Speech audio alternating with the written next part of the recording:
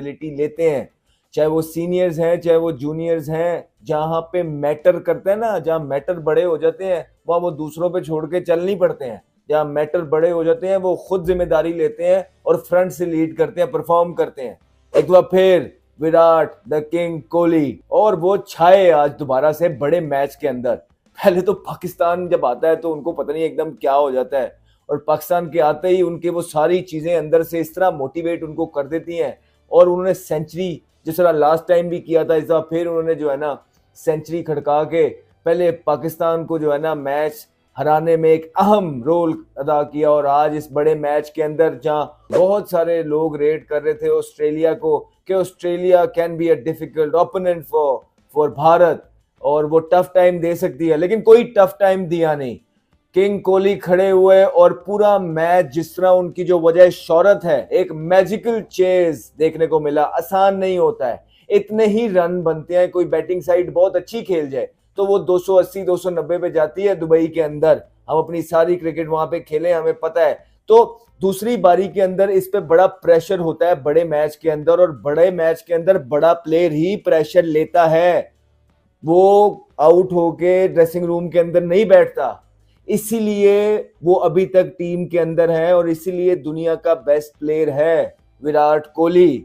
आप आज भी उसकी इनिंग चेक करिए, कहीं से उनके चेहरे पे प्रेशर नजर आया हो, कहीं से 50 ओवर फील्डिंग करने के बाद उनमें थकावट नजर आई हो, कहीं से भी उनकी वो 100 के बाद कंप्लेसेंट हुए हो कि यार चलो मैंने तो सेंचुरी कर ली है, इतने मैचेस खेल लिए हैं, कहीं से भी नहीं लगता।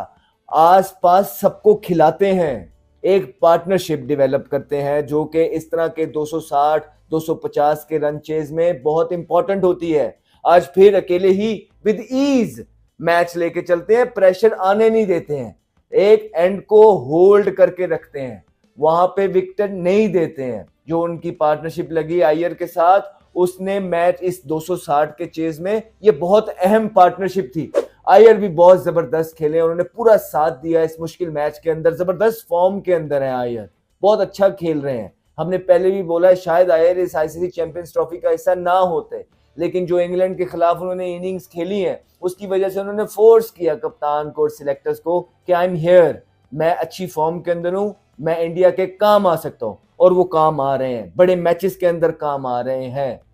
और देखिए आप विराट कोहली की फिटनेस की बात हम कर रहे थे, अभी भी running between the wickets check करिए, 50 ओवर फील्डिंग करके फिर 40 ओवर बैटिंग भी करते हैं। और अगर आप में से ये किसी को लग रहा है ना कि ये बड़ा आसान काम है, ये नहीं है।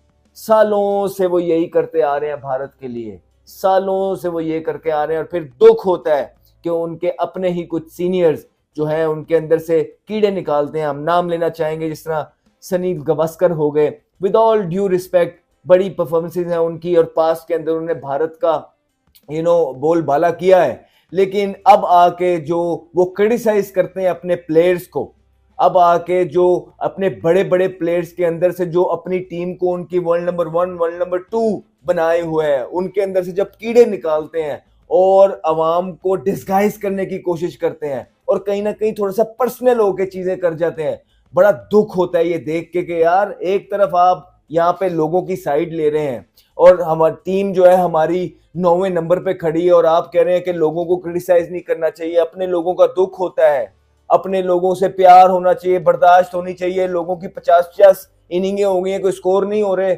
और सनी पाजी को आज हमारे लोगों को प्यार आया हुआ है। बड़ी बात है। ये प्यार तब कहाँ था जब वो कहते थे कि Pakistan is not a safe country, हमें वहां नहीं जाना चाहिए। तब इतना अगेंस्ट क्यों थे, अब इतना साथ क्यों हो गए? तो ये रेलिवेंट रहने के मीडिया पे कुछ चीजें होती हैं, और जब वो दूसरों को ये कहते हैं कि अपने प्लेयर्स को सपोर्ट करें, तो वो खुद वो 2 इनिंगें किसी प्लेयर की ऊपर नीचे हो जाए, मैच हार जाए, वो खुद अपने वर्ल्ड स्टार्स को जो है ना सच एज विराट कोहली को क्रिटिसाइज कर करके नहीं थकते हैं।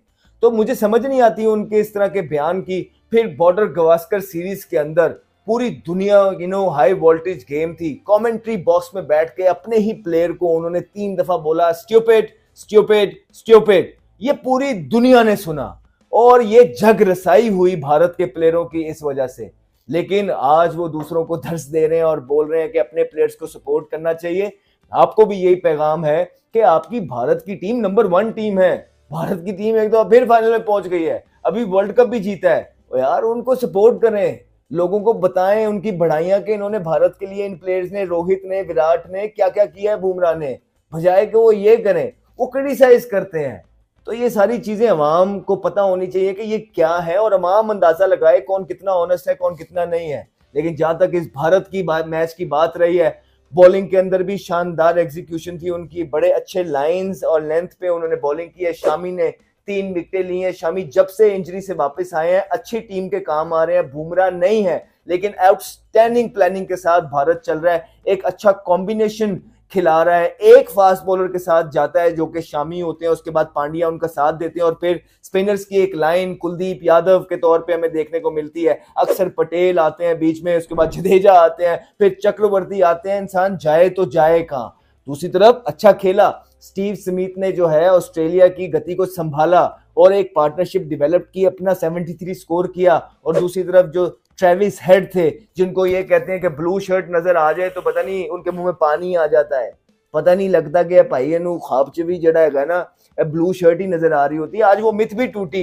पहले उनका एक कैच छूटा, उसके बाद 39 रन पे वो अपनी टीम का यूं ही बीच में छोड़ के चल पड़े, आउट हो गए। और उसके बाद जैसे कॉन्फिडेंस की जो लहर है भारतीय बॉलिंग में या भारतीय टीम में जाग गई, और अच्छी जबरदस्त सब ने अपने अपने प्लान्स जो है, स्पिनर्स की अगर आप बात करेंगे, सब ने अपने प्लान्स अच्छे तरीके से एग्जीक्यूट किए। चक्रवर्ती अपना रोल निभा रहे हैं, जडेजा अपना निभा रहे हैं, अक्सर अपना निभा रहे हैं, कुलदीप एक डिफरेंट वेरिएशन लेके आते हैं। उन्होंने 260 264 के अंदर रिस्ट्रिक्ट किया ऑस्ट्रेलिया की बड़ी बैटिंग लाइन को, क्योंकि अगर आप इनकी बॉलिंग साइड देखें तो थोड़ी सी हल्की है लेकिन बैटिंग अच्छी है, रिस्ट्रिक्ट किया। उसके बाद 2 अर्ली विकेट्स के बाद किंग कोहली ने जो पार्टनरशिप लगाई है अय्यर के साथ, वो मैच के अंदर दोबारा भारत को लेके आए। एक दफा फिर किंग कोहली ने अपने बल्ले से पूरी दुनिया को एंटरटेन किया और बताया है कि वो किस पाए के प्लेयर हैं।